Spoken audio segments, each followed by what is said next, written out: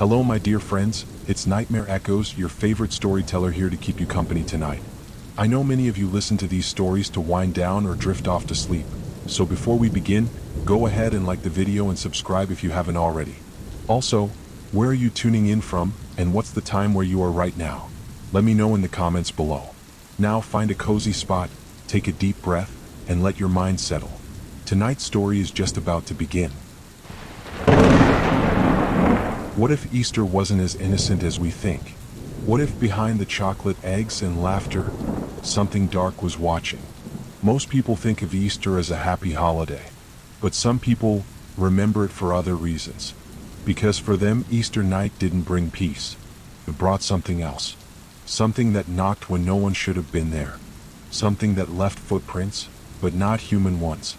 Something that whispered their name from under the bed. You've heard the stories. Kids going missing during Easter egg hunts. Home videos that caught something in the background. Families who heard hopping on the roof, but no one believed them. They blamed stress, blamed sleep. But what if it wasn't their mind? What if the Easter bunny isn't what we think? We've gathered real stories, true accounts, police reports, forgotten files, footage they tried to erase, tapes never meant to be heard. And tonight you'll hear them.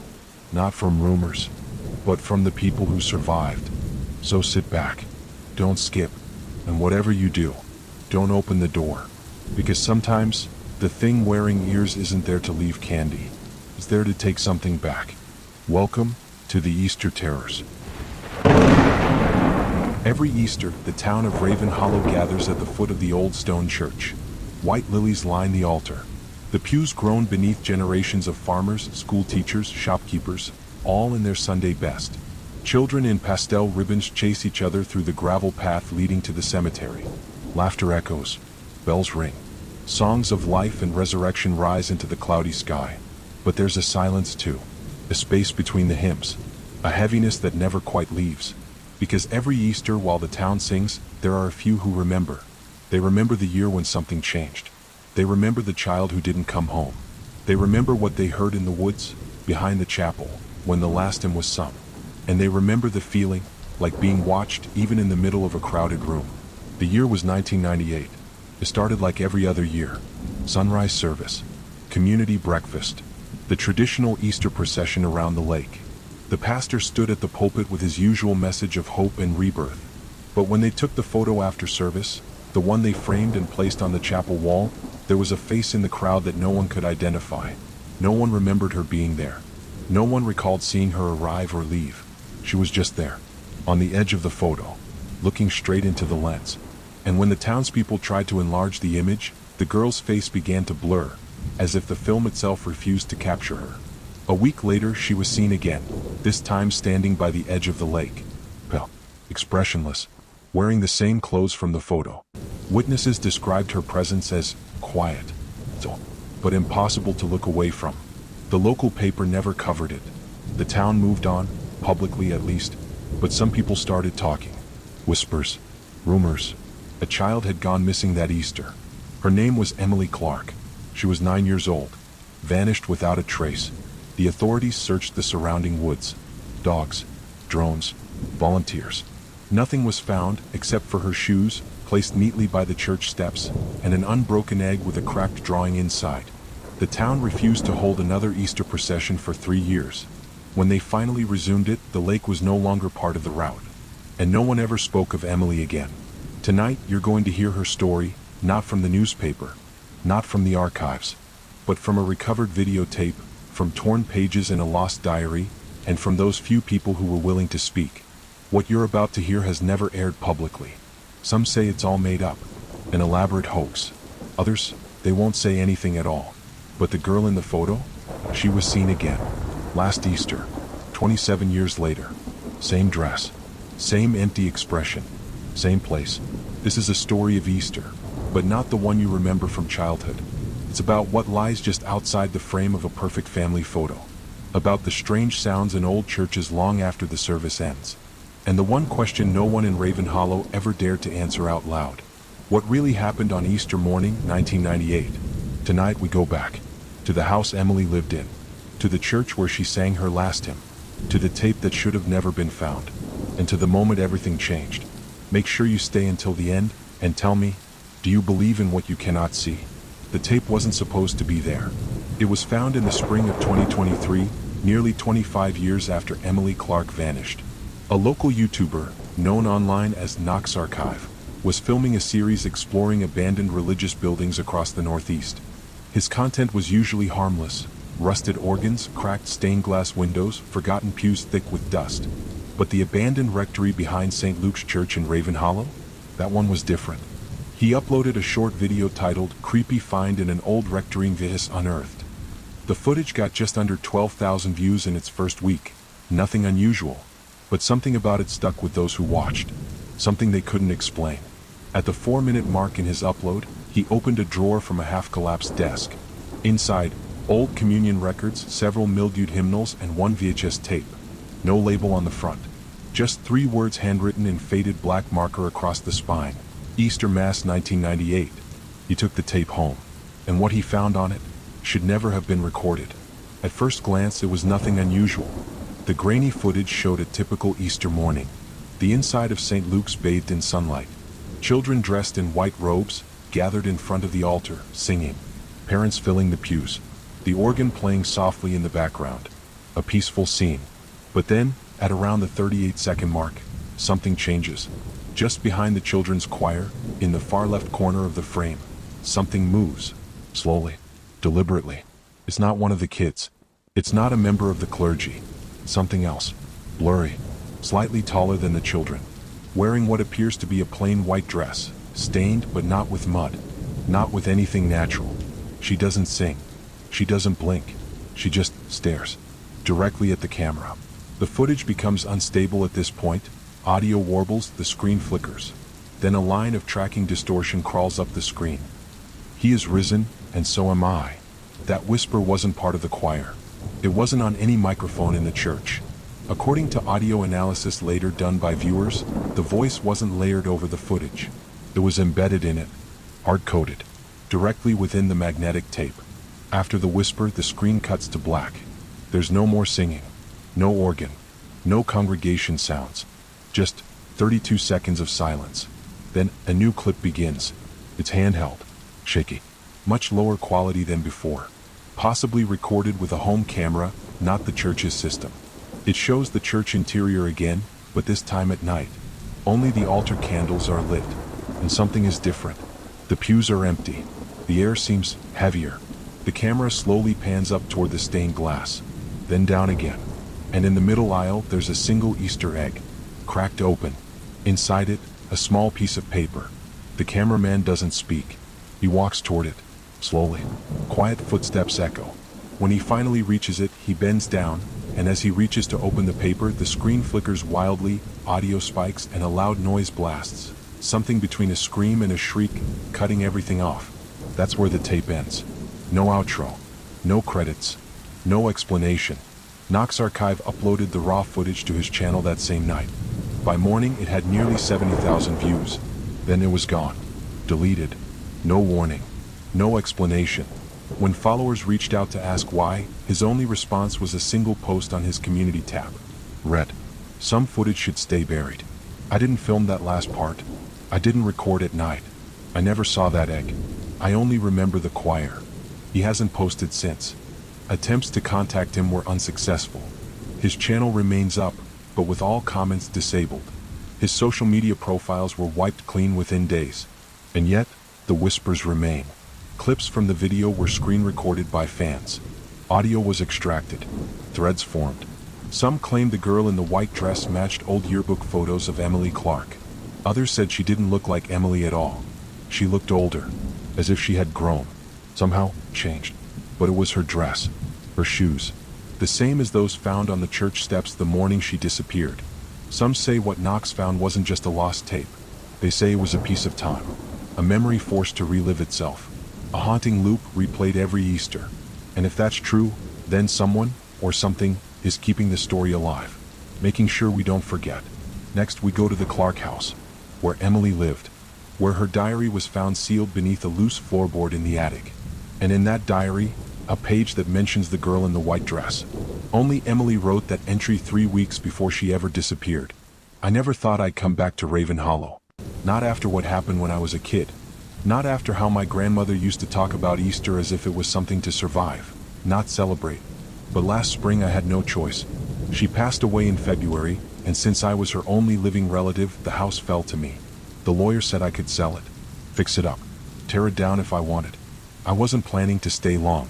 Just enough time to sign papers, sort through her things, say goodbye in my own way. But then, Easter came early that year, and something else came with it. The house was exactly how I remembered it. Same crooked fence out front. Same rust-colored mailbox hanging by one hinge.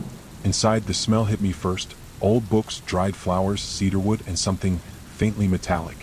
Like the inside of a penny jar left in the rain. Everything had been covered in sheets, like the furniture was hiding from the world. The clock in the hallway had stopped ticking at 3:06. I don't know why, but I didn't wind it. I couldn't. I stayed in the guest room. My childhood room was sealed off. Grandmother had kept it locked for years. When I asked her why, she would only say, "Some memories don't belong in the present." I didn't sleep well that first night. The rain had started around midnight, just a drizzle at first, then heavier. A steady pattering against the roof, like fingers tapping in no real rhythm. I told myself it was nothing. Just weather. Just the house settling. But at 3:06 a.m. I woke up. Wide awake. I could hear the church bells. They weren't supposed to ring that late. I checked the time twice. 3:06. Just like the hallway clock. The chimes were soft but clear. And then, something else. Laughter. A child's laugh. Quick. Cut off mid-breath. Like someone had caught her in the middle of a game. The next morning I met the neighbor. Mrs. Tinsley. She was the kind of woman who always wore gloves, even in the heat. Her voice was brittle, like broken glass glued together. We only spoke once. She leaned over the porch railing and said, "You shouldn't be here alone, dear. Especially not this week." I asked her why. She paused, tilted her head, then said, "Don't stay out after the bell rings." That was it. No explanation. No smile. Just turned and walked back into her house. Closed all 3 locks behind her. That afternoon I started clearing out the attic. Boxes stacked to the beams. Old suitcases. Quilts. Photographs, faded, brittle-edged, mostly black and white. One box had Sarah Easter 1998 written in pencil. Inside there was a single plastic Easter egg. Pale pink. Unopened. Covered in a fine layer of dust. I almost didn't open it, but curiosity has always been stronger than common sense. Inside was a photo, torn, half-burned at the edges. It showed a group of kids in white robes, standing in front of the church. But one face was missing, cleanly erased. The rest of the image had burned around it, leaving only the vague outline of a girl. She had no face. The back of the photo had one word, written in my grandmother's looping script. Return. That night, the rain didn't stop. It grew heavier, almost pounding against the roof. The power flickered around 11:30 p.m., then cut out completely. I lit a candle and stayed on the couch, wrapped in a blanket, trying to read something, anything, to distract myself. But I couldn't stop thinking about the photo, about that erased face, about the bells. And that's when I heard it. Footsteps. Above me. Slow. Careful. One step. Then another. Boards creaking. Pausing. Then moving again. No one had been in the attic for years. At least no one who belonged there. I sat frozen, listening. Every creak in the ceiling like a breath held too long. I wanted to believe it was the storm. Maybe a raccoon. Maybe wind shifting something left too close to the edge. But then, I heard it. My name. Whispered, clear, childlike. Sarah. I hadn't heard that voice in almost 20 years. And I still don't know how she remembered mine. Sarah's story doesn't end there. In fact, that was only the beginning. Because what she found in the attic wasn't just a memory. It was something left behind. A warning. Or maybe a door. And when she opened it, something stepped through. The first night didn't feel dangerous. Just strange. Off-kilter, like the walls were listening. I couldn't get warm. Even under 3 blankets. The draft wasn't just cold, it was focused. Like someone exhaling down the back of my neck. I checked the windows. All closed. When I went to the kitchen, the lilies in the vase were already wilted. My grandmother used to put them out every Easter. They were her favorite. I bought them fresh that morning. By midnight, they were blackened at the edges. Soggy. Dripping into the tablecloth like they were bleeding. And then came the whisper. Only once, but unmistakable. Drawn out like someone leaning close behind me. Whispered, Monday, night to Tuesday. Sarah. The next night I saw her. It was just past 11. I couldn't sleep again, so I stood by the living room window, watching the storm. The street was empty, soaked. No lights but mine. Then I saw movement. Across the road, a girl, in a white dress, standing barefoot in the rain. She didn't flinch, didn't shiver, just stared. I blinked, and when I looked again, a car passed by. The headlights hit her directly, but there was nothing there. She was gone. But the puddle where she'd stood, it rippled like something had just stepped out of it. I didn't sleep that night. Night 3, Wednesday. Sarah. By the third night, it wasn't just what I saw. It was what I smelled. Rotten eggs. The scent hit me the moment I opened the kitchen door. I hadn't cooked anything. The fridge was nearly empty. I hadn't even bought eggs since I arrived. But there they were, eggshells scattered across the counter. Some crushed, some whole but empty. And they weren't store-bought. They looked old, speckled, cracked from the inside. And one of them had something inside, tucked in like a message.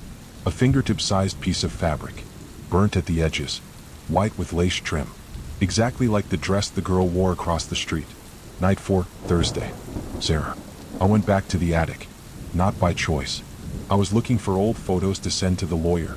That's when I found it, tucked behind a wooden beam in the far corner. Wrapped in silk, tied with a red ribbon. A diary. Not my grandmother's. Not mine. The handwriting was small, cramped, written in pencil and smeared at the edges like someone had been crying while writing. The first few pages were just dates. Then entries short, scattered. The watcher was at the bell tower again. He never blinks. Mom said it's just a story, but I saw him through the stained glass. He has no eyes. He comes 7 nights before Easter, and he always takes one. He took Rose. Now he wants me. I don't want to be the Easter girl.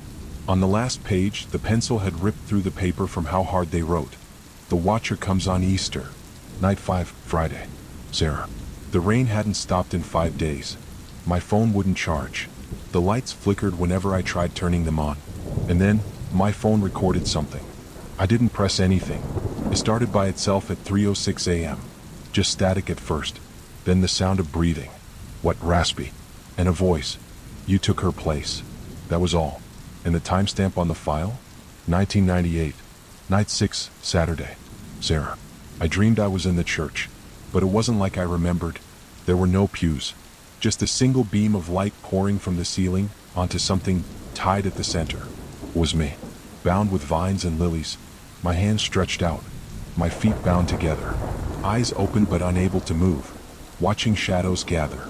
In the dream I could hear them whispering, but not prayers.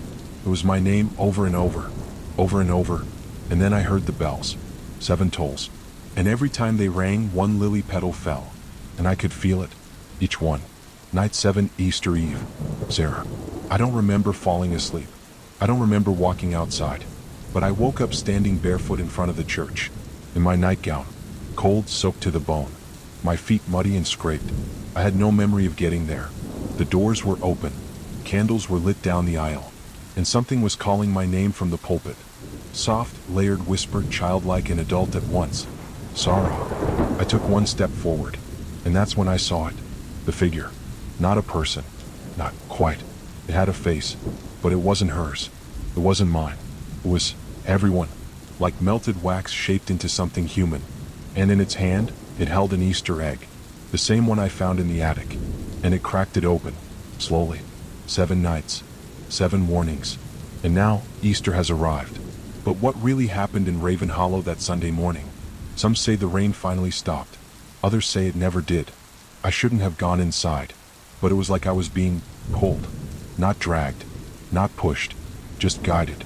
Like someone walking just ahead of me, their fingers curling backward to beckon. The church hadn't changed. But it had.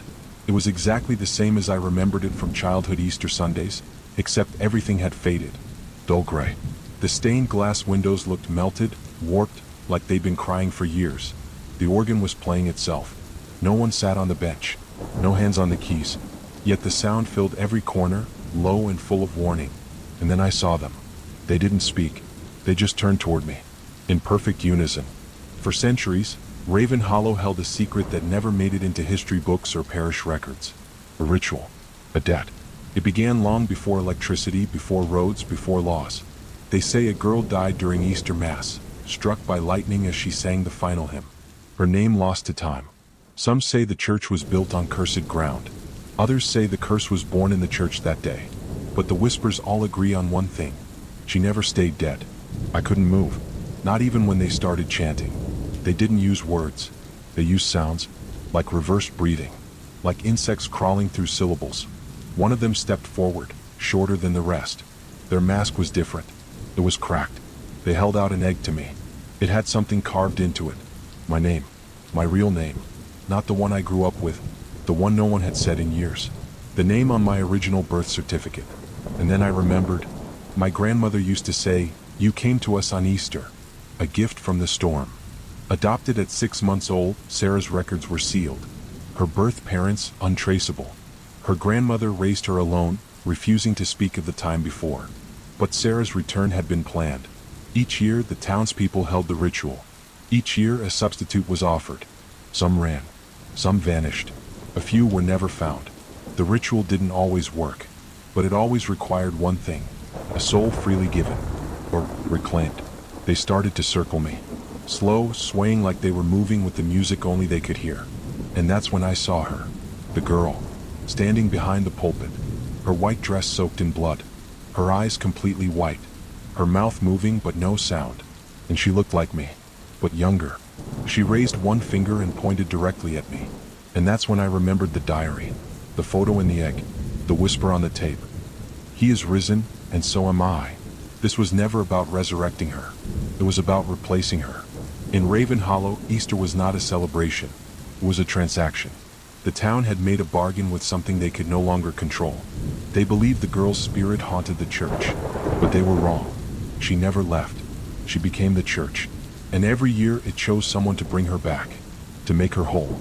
The only way to free her? Another soul must take her place. I turned to run.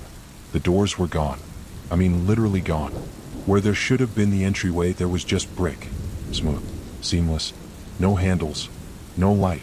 I screamed. No one answered. The robed figure stepped closer. Candles raised. And the girl at the altar? She smiled.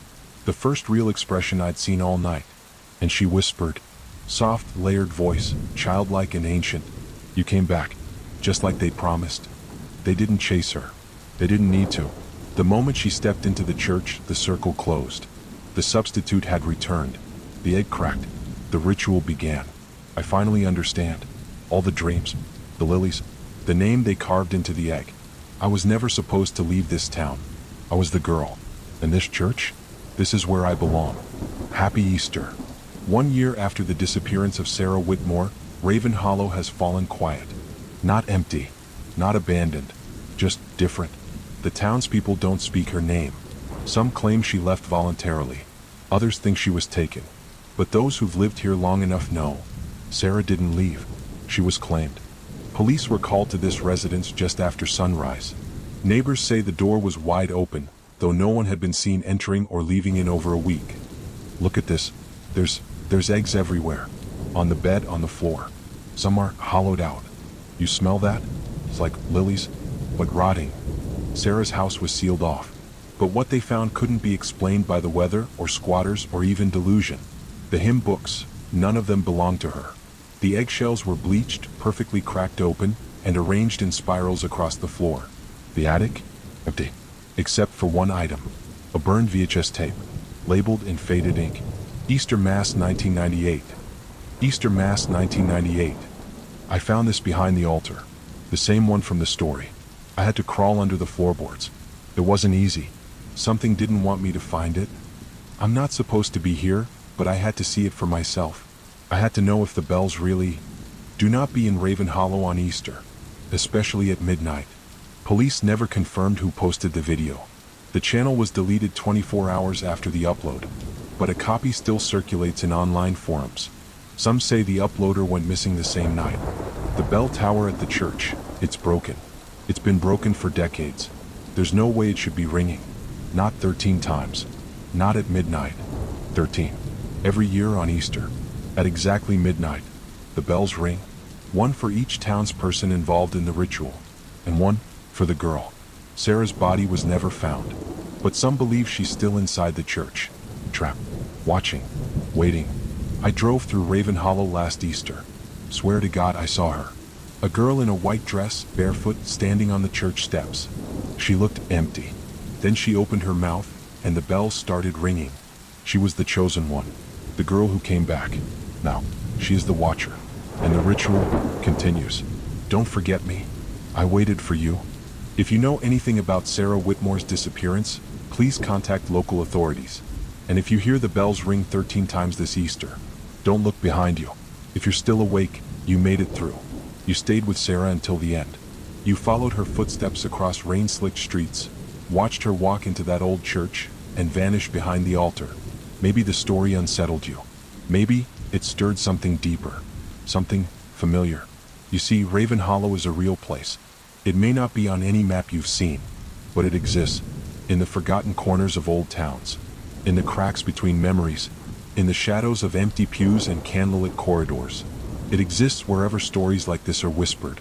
And every year, without fail, the bells ring. 1, 2, 3. If your eyes feel heavy now, let them close. Let the rain wash the fear away. But if you still hear footsteps tonight, if you feel a cold breeze pass through a room with no open windows, if you wake and your door is open when you're sure you locked it, well, remember this moment. Remember Sarah. And remember the bells. Would you attend Easter Mass in Raven Hollow? Leave a comment and tell me what you saw, what you heard. Was it just a story or something more? If this tale kept you awake tonight, tap the like button so others can find their way here. And if you want to hear more true stories whispered through the storm, subscribe. I'll be waiting. Sleep well. But if the bells ring, don't follow the sound. Story 2. Easter Sunday was always the same in Willow Creek. Children in pastel outfits raced through the wet grass, hunting eggs their parents had hidden just hours earlier. Laughter echoed across the open field, cameras clicked, the church bell rang at noon. For most, it was a picture-perfect day. A day for faith, renewal, and family. But that year, something broke the pattern. A child disappeared, without a trace. Her name was Lily Frazier. She was 6. She had been there one moment, and gone the next. The local search effort lasted 3 days. Police, neighbors, even trained dogs combed the area. Every inch of soil turned. Every door knocked. Every theory exhausted. And then, she came back. Standing alone at the edge of the woods, dry from head to toe. Smiling. Silent. Looking at her mother like she was a stranger. At first, they called it a miracle. A moment of grace. But those closest to her knew better. Something about her had changed. The way she stared too long. The things she said when no one was listening. The things she drew. The Frazier family never spoke to the media. Never shared the full story. Until now. You've seen the image. The one taken just moments before Lily vanished.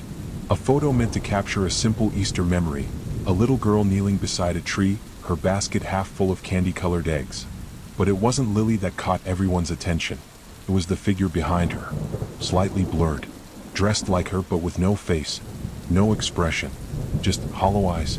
At first, they thought it was a trick of the light. A motion blur. Something logical. But when investigators enhanced the photo, frame by frame, they noticed something else. That the figure didn't just appear in one picture. It appeared in 3, each one taken seconds apart. And in each it moved. Closer, closer. Then gone. The family had no explanation. No one recalled seeing anyone nearby. No neighbors, no strangers, no pranksters in costume. Just Lily, the tree, and those eyes. Even now, when her mother talks about it, she refuses to say it was a person. She just says it was watching her. We obtained that footage. The raw file from the Frazier family's digital camera. Unedited. Time-stamped. And we slowed it down, frame by frame. What we saw confirmed what they feared. And in just a moment, you'll see it too. They called it the Easter Retreat. A modest cabin tucked into the hills just past Willow Creek. 3 bedrooms, a stone fireplace, and no reception. It had been in the family for decades, built by Lily's great-grandfather as a place to escape the city. Each spring, like clockwork, the Fraziers returned. They packed their bags the night before Good Friday, loaded the trunk with food and Easter baskets, and made the 3-hour drive into the woods. No TV, no internet, just the sound of wind through pine needles and the occasional rustle from the woods. That year, it was just the four of them. Nathan and Claire, Lily's parents, both in their 30s, both tired from long hours and short paychecks. Lily, their only child, just shy of her 7th birthday. And Esther, the grandmother, 72 years old. Quiet, traditional. Carried rosary beads in her pocket and whispered prayers when she thought no one could hear her. The first day was like any other.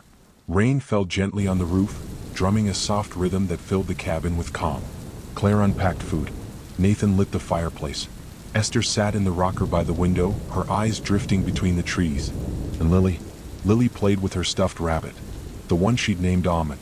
She talked to it like it was a person, carried it everywhere, even set a place for it at the table. It was harmless, imaginative, until it went missing.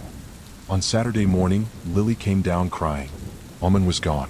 She had left it on the windowsill, she said, so it could watch the stars. Nathan checked the porch. Claire checked the bedroom. Esther just stared at the woods and whispered, "They never take without asking." When asked what she meant, she said nothing, just turned back to her tea. That afternoon, they went outside to set up the egg hunt. Nathan scattered plastic eggs across the property, behind tree stumps, along the gravel path, even in the old tool shed that hadn't been opened in years. The rain had stopped, but the ground remained soft. Their boots left deep imprints in the earth. And something else had too. Claire noticed it first, a trail of small prints near the tree line. Barefoot, pointed, like a child's, but thinner, lighter. And they weren't Lily's. She was inside coloring. These prints led away from the cabin, into the woods, then disappeared entirely. They tried not to talk about it, not in front of Lily. But later that night, Claire asked Esther if she remembered seeing tracks like that before. Esther didn't answer. She just looked at the fireplace and said something that stayed with Claire long after the weekend ended. Some things don't want to be seen, but they always leave something behind. That night, while everyone slept, Claire got up to use the bathroom. As she passed the living room, she heard whispering. She assumed it was the wind, until she heard her daughter's name, twice, softly, from the attic. They never used the attic. It was filled with old furniture, dusty trunks, and boxes of photos from decades past. No one had been up there in years. Nathan went up with a flashlight the next morning. Nothing was out of place, except for one thing.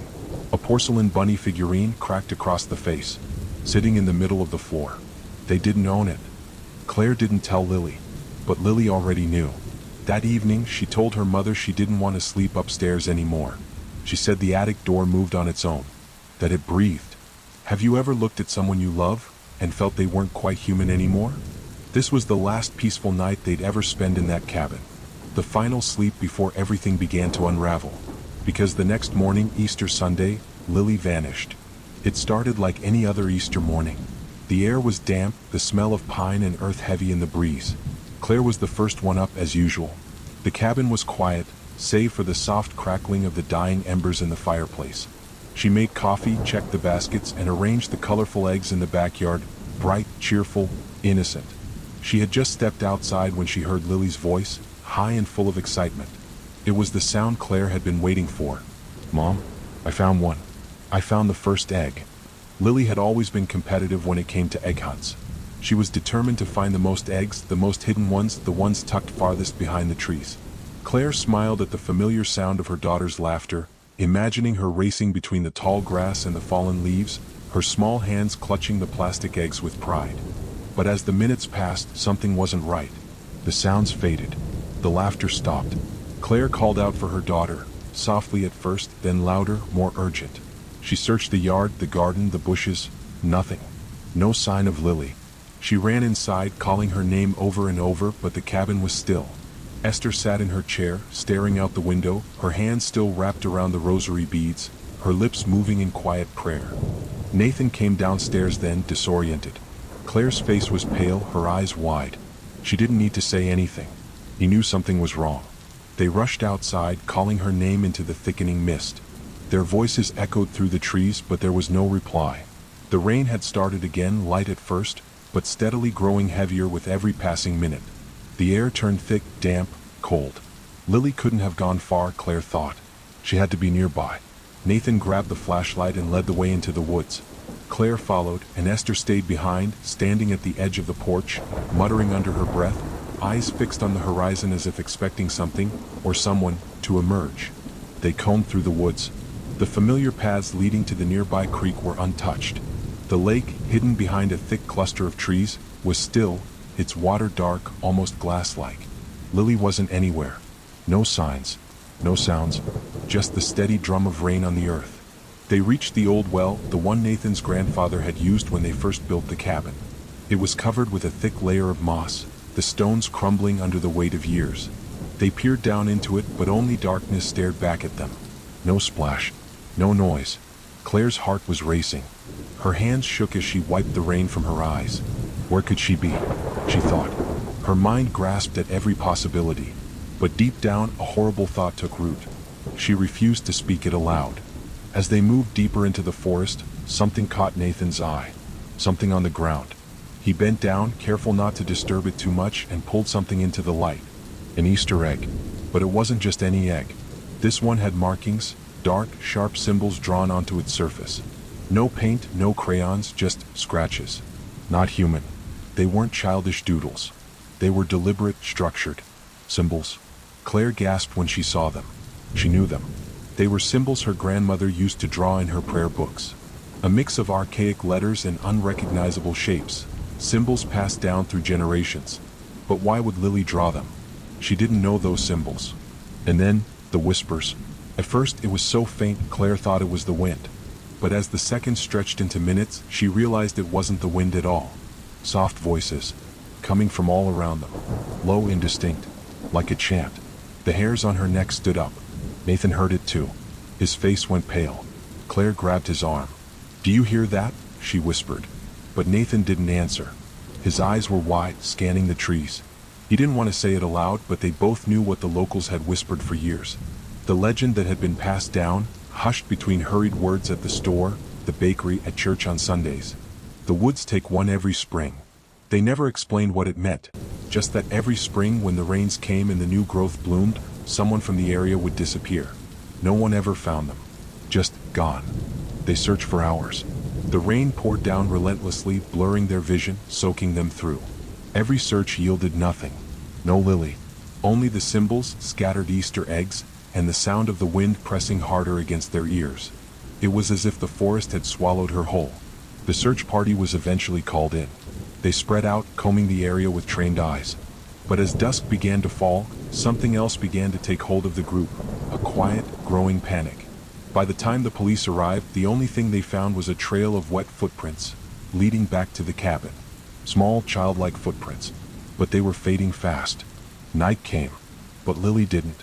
They couldn't find her. No one knew where she had gone or if she had ever been there at all.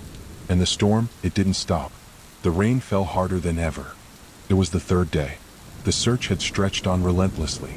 Frantic calls for Lily's name echoed through the night, but there was no answer. The search party had scoured every inch of the nearby woods, the hills, even the lake. Nothing. No sign of her. They had all but given up hope when it happened. Claire stood by the window, staring out into the dense forest. The weight of her grief had settled heavy on her chest. She hadn't moved much the past few days. The rain had stopped, but there was no sense of peace, only an eerie silence that hung in the air. It was then she saw it, a small figure standing in the yard just outside the cabin. Lily. Her heart skipped a beat. Claire rushed outside, her breath catching in her throat. Nathan and Esther followed quickly behind, their steps hesitant, their expressions filled with equal parts relief and confusion. Lily stood perfectly still, her small form bathed in the dimming light of the late afternoon. She didn't move when Claire called her name, didn't even turn toward her. Claire's voice cracked as she stepped closer, the hairs on her neck standing on end. "Lily?" she whispered, her heart pounding. But Lily didn't react. She just stood there, her back to them, her dark, wet hair clinging to her skin like the remnants of a nightmare. The dampness on her clothes that looked completely dry now, seemed out of place. The air, once so cold, suddenly felt warmer as Claire reached out, her hands trembling. As Claire stepped forward, something felt off.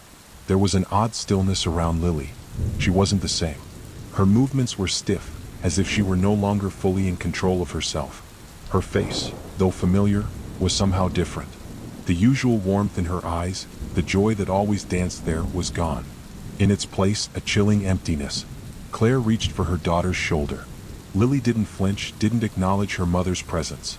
Claire spun her around, desperate to see her daughter's face, desperate to hear her voice again.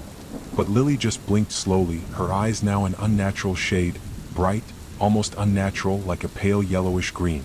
The once clear blue eyes of her daughter were now dim, hollow, as if something else had taken hold of her. The familiar warmth that had always radiated from Lily was replaced by a coldness that cut Claire to the core. A mother's intuition, though, Claire could feel it. This wasn't the same Lily. She opened her mouth to speak, but it wasn't Lily's voice that answered. The words were soft, almost melodic, but they weren't right. They weren't her words. The voice was flat, distant, as if it belonged to something else. "Mother," Lily whispered, but the way she said it sent a shiver down Claire's spine. It wasn't her voice. It wasn't her daughter speaking to her. "Mother, you don't look well," Lily said again, but the words felt foreign, like an echo, as if she were speaking from somewhere far away, her eyes not meeting Claire's, staring off into nothingness. No, sweetheart. It's me. It's your mother."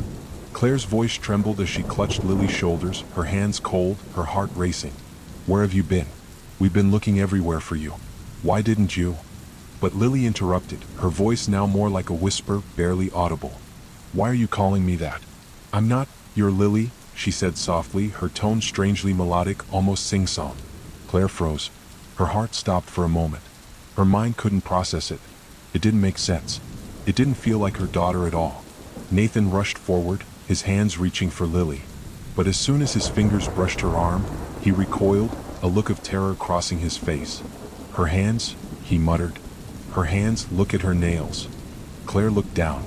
Her daughter's fingernails were dark, no longer the pale pink she had known her entire life, but a deep, unnatural shade of black.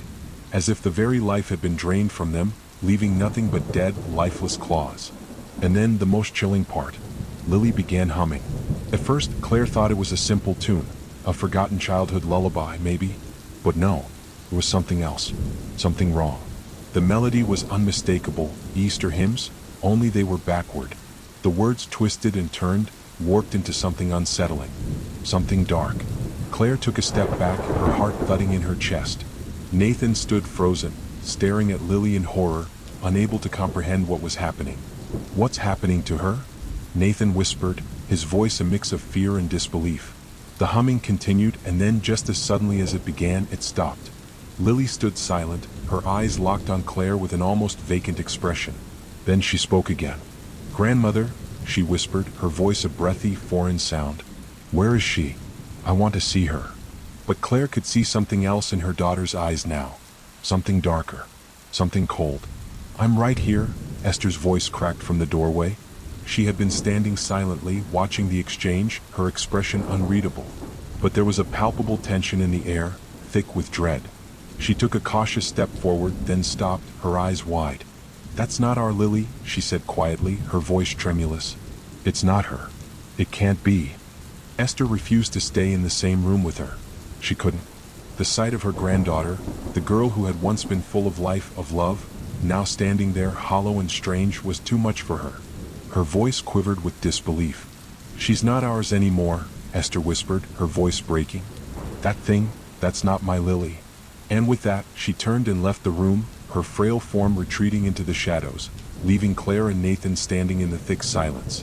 The only sound now was Lily's soft, rhythmic breathing and the distant crackling of the fireplace. Was this really their daughter? Was this the same little girl who had disappeared days before, or had something else returned in her place? As the days passed, the unease surrounding Lily grew. It was as if something wrong had taken root in her. At night, Claire and Nathan would lie awake in bed, listening to the creaking of the old house, the occasional howl of wind scraping against the walls. But there was something else, something they couldn't ignore. Night after night, they would hear her, Lily standing outside in the rain, not moving.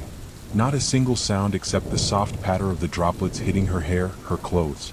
Sometimes, when Claire would wake to check on her, Lily was still standing there, motionless, her face pale and unblinking, eyes wide open as if frozen in a trance. She never acknowledged them when they called her name. Just stood there, silent, staring into the endless darkness. Once, when Claire opened the door to call her back inside, the rain had intensified, falling in sheets. But Lily didn't react, didn't flinch. Her clothes were soaking wet, but her skin was bone dry. The wetness on her hair never seemed to seep into her clothes. "Lily," Claire had whispered, but her voice was swallowed by the cold air. There was no response. Not even a movement. She had turned to head back inside, her thoughts racing with worry, when she heard a soft whisper. A voice that wasn't Lily's.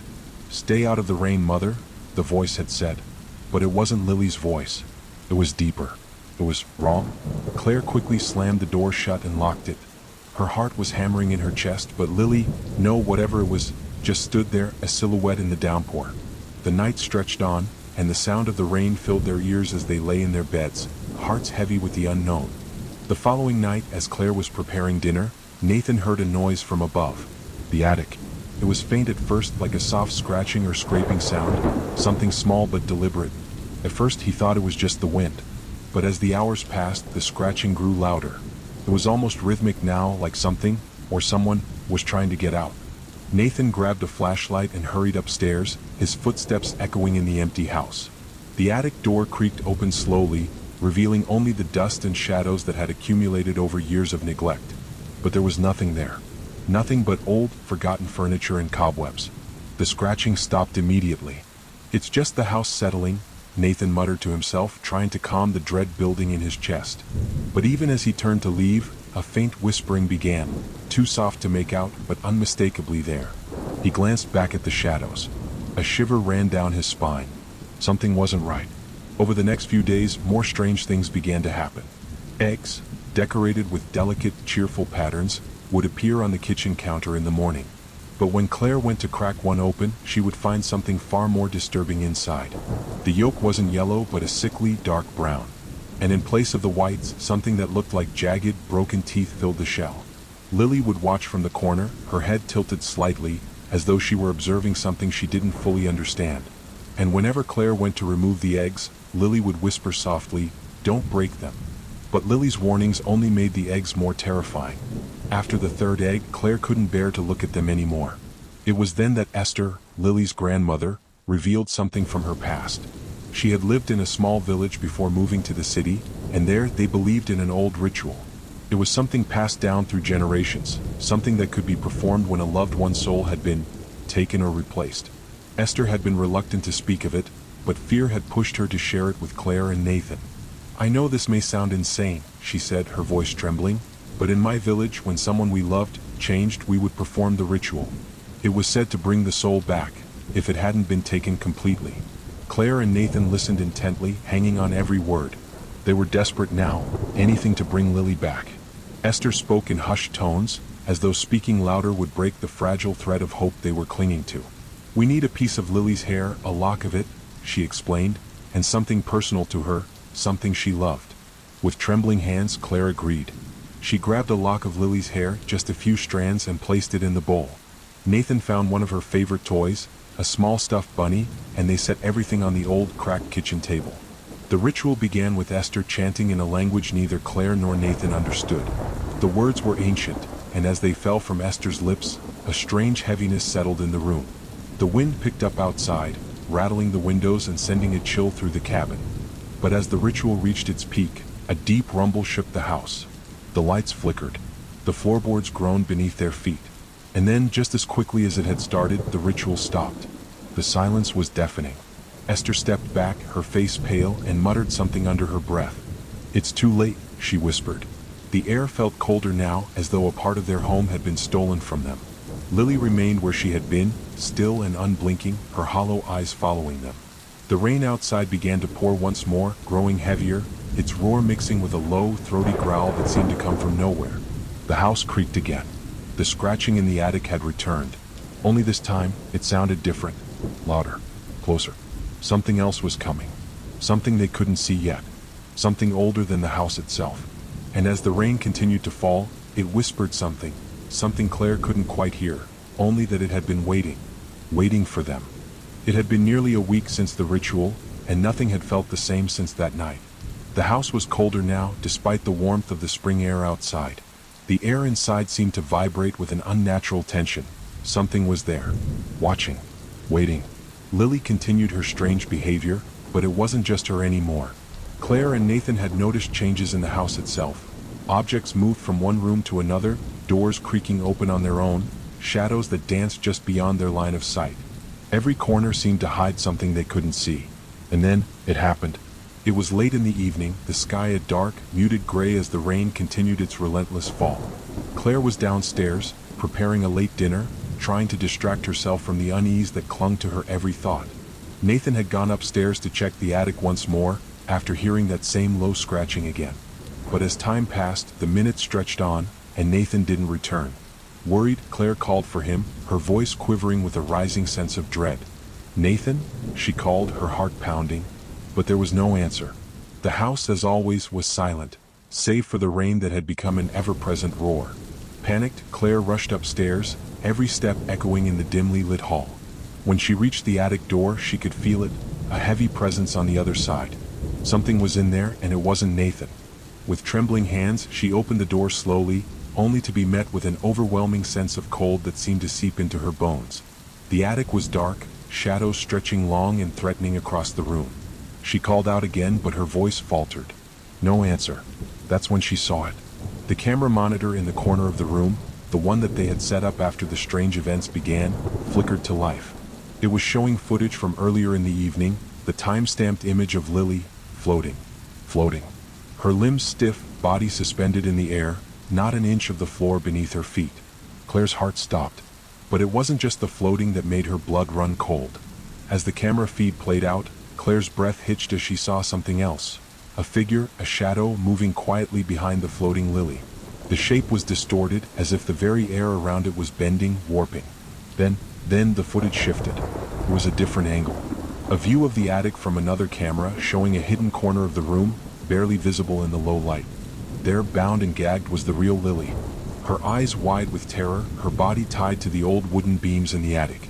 The child was gasping for breath, her face pale with fear, struggling against the ropes that held her. "Oh God!" Claire whispered, her voice cracking as the reality hit her with a violent force. The girl downstairs, the one who looked like Lily, wasn't Lily at all. It had never been her. The footage played on, revealing the girl in the corner of the attic, but the chilling part? The girl downstairs had been mimicking Lily's voice perfectly. It spoke like her, moved like her, but something had been off. It had been imitating her, wearing her face, her body, but it wasn't her. In a flash, Claire's mind raced back to the whispered warning from Lily on the night she had returned. "Stay out of the rain, Mother." It wasn't Lily. It was never her. As Claire stood frozen, her eyes glued to the screen, the camera flickered one last time.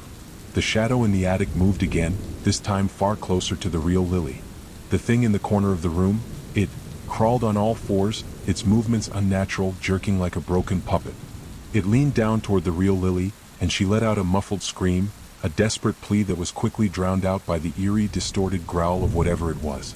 In that moment, Claire's blood turned to ice. It had been living in their house all along. Her thoughts blurred, merging into a single frantic, desperate plea. How long had it been here? Claire stood at the doorway, her eyes locked on the screen. Her breath was ragged, her body trembling with disbelief. She didn't know what to do, what to say. The house had been hiding something far darker than she could ever have imagined.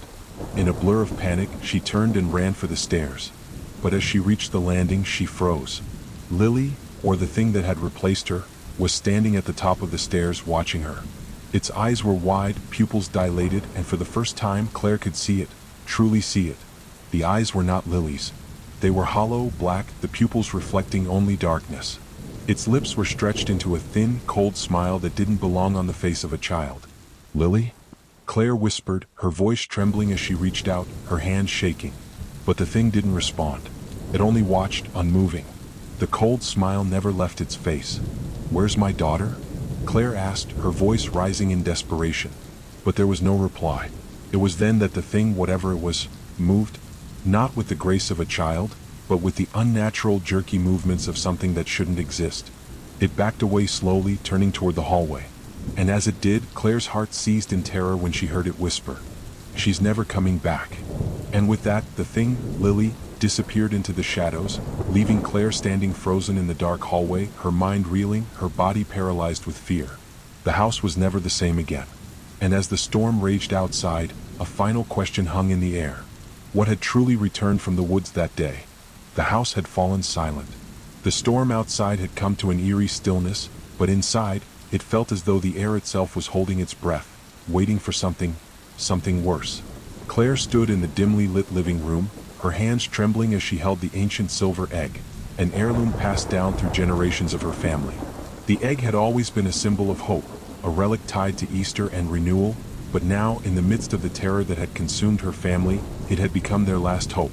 It was said to hold power, power to ward off evil spirits, to banish dark entities that sought to possess. But Claire wasn't sure she believed it, not until now.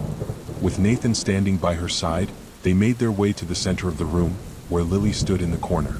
The thing that had been pretending to be their daughter was still downstairs, staring out the window, its black eyes reflecting the night. But Lily, the real Lily, was upstairs, locked in her room, disoriented, confused, as if she had woken from a deep sleep. She hadn't spoken much since her return. Her eyes were hollow, and when she did speak, her voice trembled with fear. "Where am I?" she had asked over and over, but that was all. Her memories seemed to have been erased the moment she had vanished, a void stretching back to the moment she had disappeared during the egg hunt. Claire's heart ached as she remembered that fateful day. The confusion, the fear, the panic of watching her daughter slip away, replaced by something else. And now there she was, standing in the corner of the room, her Lily but not. A loud bang echoed through the house as a door slammed somewhere in the distance. Claire jumped, her heart leaping into her throat. Nathan, too, looked toward the stairs with apprehension. The house seemed to have come alive again, its walls groaning, its floors creaking under invisible weight. "We have to do this now," Claire whispered as she placed the silver egg in the center of the room. The ritual was simple, or at least it had been in the stories Claire's grandmother had told her. But now the act felt anything but simple. Claire's hands shook as she clutched the egg, remembering the strange, almost otherworldly tales of their ancestors, of those who had used the egg to keep their homes safe from the horrors that lay in the shadows of the forest. Nathan, despite the fear that seemed to weigh heavily on him, lit the candles that surrounded the silver egg. Their light flickered in the darkness, casting long shadows on the walls. As the flame caught the wick, an unsettling chill washed over the room, making Claire's skin prickle. She looked at Lily one last time. The real Lily sitting on the edge of the couch, her hands pressed to her temples, her face pale, as though trying to block out the pain of memories she couldn't remember. "Lily," Claire whispered, her voice breaking. "It's going to be okay." But just as she spoke, the air shifted. The atmosphere in the room thickened, the temperature dropping once more. There was a sound, a low guttural growl, from the darkened corner of the room. Claire's blood ran cold. The entity was still here. Claire stepped forward, holding the egg out in front of her. "In the name of the old ways," she began, her voice shaking but resolute, "I call upon the spirits of our ancestors to protect us from the evil that walks among us.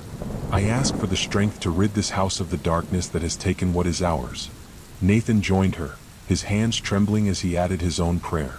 Together they held the egg, placing their palms on its cool surface, as if calling upon the past to save them from the horror they now faced. At first, nothing happened. The room remained still, the only sound the soft rustling of the candles. But then, slowly, almost imperceptibly, the air began to hum. A whisper, faint at first, began to echo from behind Lily as if coming from her mouth, but it was not her voice. "Leave, leave, leave," the voice whispered, its tone twisted and distorted like something ancient and forgotten, something that had not seen the light of day for centuries. Claire's heart slammed against her chest, and she gripped the silver egg even tighter. The hum grew louder, becoming a sharp, screeching wail that made her ears ring. She stumbled backward, terrified, but Nathan held his ground, his face grim with determination. "She's mine now," the voice spat, coming from Lily's mouth, though it was no longer her voice. It was something else, something darker. The room shook as the presence in the corner grew, the air thickening with a cold, unnatural force. Then, just as quickly as it had begun, everything stopped. There was a deafening silence. The candles flickered and went out. The hum ceased. And for a moment, Claire thought she had imagined it all, the growling, the whispers, the oppressive weight in the room. But when she turned to look at Lily, her daughter's face had changed.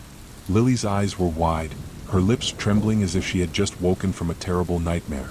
She blinked at Claire, confusion in her eyes. "Mom?" she whispered, her voice weak but real. Claire's breath caught in her throat. "Lily?" she said, her voice breaking. "Oh, thank God." She rushed forward and embraced her daughter, the warmth of her skin finally a comfort. The girl in her arms was the real Lily, the one she had been longing to hold again. But then came the question, the one that made Claire freeze in her tracks. Where are we?"